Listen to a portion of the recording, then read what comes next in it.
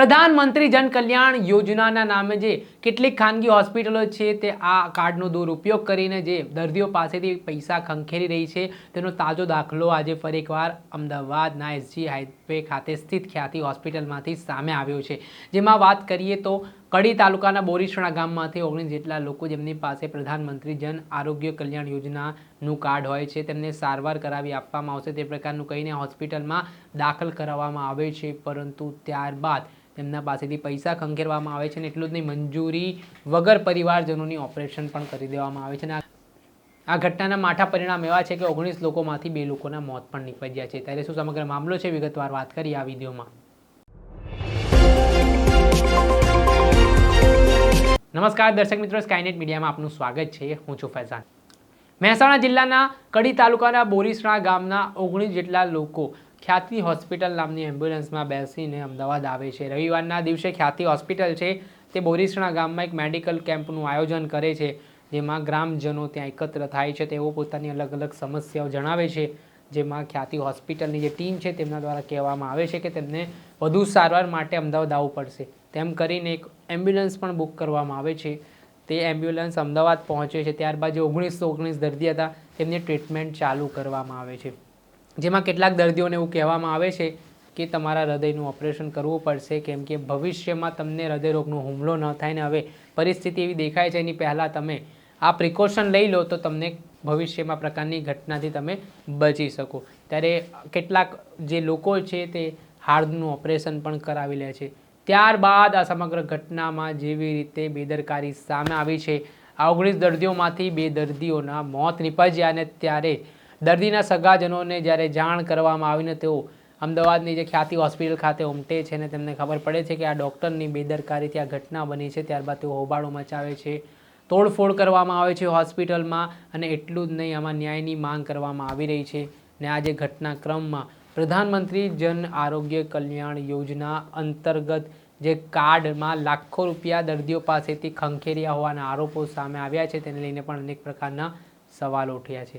આ મામલાને લઈને હવે પોલીસે પણ તપાસ શરૂ કરી છે, અલગ અલગ એંગલથી તપાસ કરવામાં આવી રહી છે।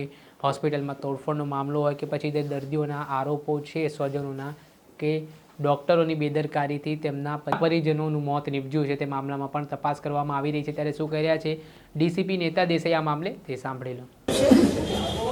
જ્યોતિ ખ્યાતિ હોસ્પિટલ દ્વારા એક રવિવારે કેમ્પનું આયોજન કડી તાલુકાના બોરીસણા ગામે કરવામાં આવ્યું અને જે મેડિકલ કેમ્પ હેલ્થ ચેકઅપ કર્યા બાદ ગઈકાલે અહીંયા હોસ્પિટલ તરફથી જેને વધારે સારવારની જરૂર હતી એવા 19 જણાને અહીંયા લાવવામાં આવ્યા હતા। અહીંયા 19 જણાને લાવ્યા બાદ એમને જે હાર્ટ સંબંધી પ્રોબ્લેમ્સ હતા એના માટે એન્જિયોગ્રાફી કરી અને કેટલાકને એન્જિયોપ્લાસ્ટી કરવામાં આવી હતી। એમાંથી જે મહેશભાઈ બારોટ અને નારાયણભાઈ સેનમાં એ બંનેના મૃત્યુ થયા છે। તો એના અનુસંધાને પણ અમારી પોલીસ તપાસ ચાલુ છે। અત્યારે પોલીસ દ્વારા એમને ઇન્ક્વેસ્ટ ભરી અને આગળના પીએમ માટે પણ મોકલી આપવામાં આવશે। પીએમમાં પણ ફોરેન્સિક ટીમ પેનલ ડૉક્ટરો દ્વારા પીએમ કરાવવામાં આવશે અને આ જે ઘટના બની એની પાછળનું કારણ શું છે એની પણ અમે ઊંડી પોલીસ તપાસ કરીશું અને અત્યારે હાલ એ પોલીસ તપાસની કાર્યવાહી ચાલુ છે।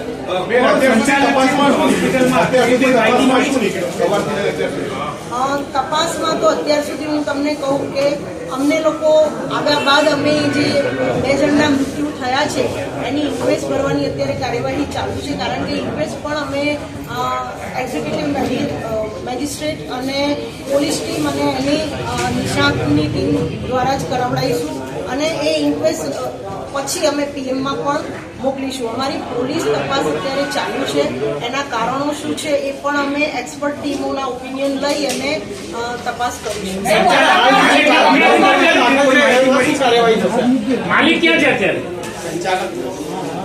અમે અહીંયા આગળ જે હોસ્પિટલના જે ટીમો આન્સરેબલ એચઓડીની સાથે પણ અમે વાત કરી અને આ કેમ્પ કેવી રીતે આયોજન કરવામાં આવે છે, કોના કહેવાથી કરવામાં આવે છે, તમારા આયોજનના ભાગરૂપે કરવામાં આવે છે કે પછી ગામ વતી બોલાવવામાં આવ્યા હતા કેમ્પ માટે, એ બધાની જ તપાસ ચાલી રહી છે. આ ઘટના બાબતે સંચાલકોએ સમજાવ્યું છે, એની કોઈ પૂછપરછ થઈ, એની સાથે વાતચીત થઈ છે પોલીસ સાથે કોઈ?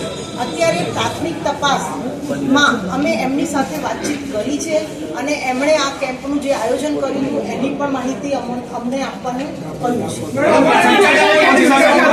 છે.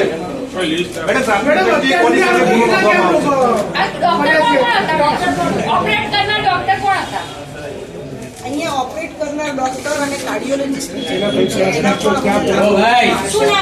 એની પોલીસ તપાસ ચાલુ છે. અત્યારે હાલ અમારી પોલીસની ટીમ 2-3 એંગલથી તપાસ કરી રહી છે અને પોલીસ તપાસમાં જે કંઈ સત્ય હકીકત હશે આપ સૌને અમે અપડેટ કરશું. મેડમ, પ્રાથમિક દ્રષ્ટિએ કોઈ ગુનો દાખલ કરવામાં આવ્યો છે? આવ્યો છે કોની સામે? થોડું આગળ આવવું પડશે.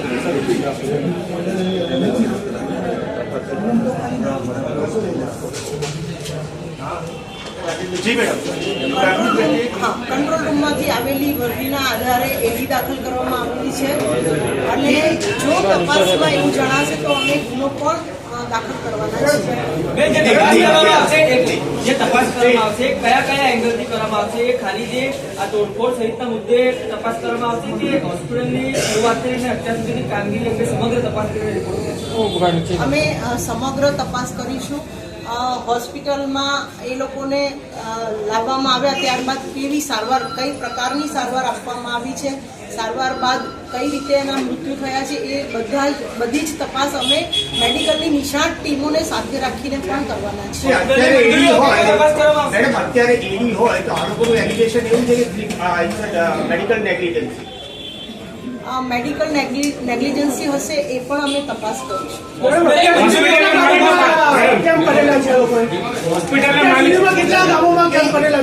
એ બધી જ માહિતી અમે અમારી તપાસ દરમિયાન લેવાના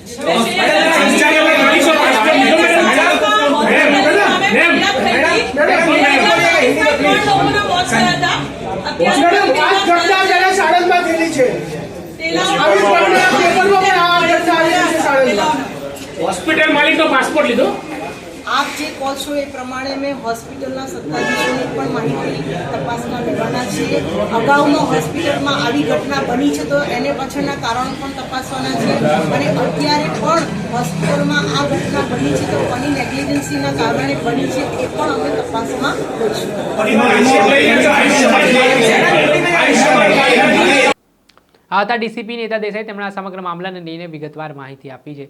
તેમણે કહ્યું છે કે હાલ પ્રાથમિક તપાસમાં જે સામે આવ્યું છે તે હિસાબે ફરિયાદ અકસ્માત મોત અંગેની નોંધવામાં આવી છે, પરંતુ જે રીતે દર્દીઓના સ્વજનો કહી રહ્યા છે કે આ કેસમાં ડૉક્ટરની બેદરકારી સામે આવી છે, તેમની સામે ગુનો નોંધવામાં આવે, સંચાલકની ધરપકડ કરવામાં આવે, તેમના પાસપોર્ટ છે તે પણ જમા કરવામાં આવે, તેવા અલગ અલગ સવાલો છે તે પત્રકારોએ પણ ઉઠાવ્યા હતા અને આ મામલાને લઈને હાલ ડીસીપી દ્વારા કહેવામાં આવી રહ્યું છે કે તેની ઊંડાણપૂર્વક તપાસ કરવામાં આવી રહી છે અને તમામ લોકો પાસે જવાબ નિવેદનો પણ નોંધાવવામાં આવી રહ્યા છે અને જે કોઈ પણ આમાં દોષિત હશે તેની સામે કડક કાર્યવાહી કરીશું તે પ્રકારની વાત પણ હાલ કહેવામાં આવી રહી છે.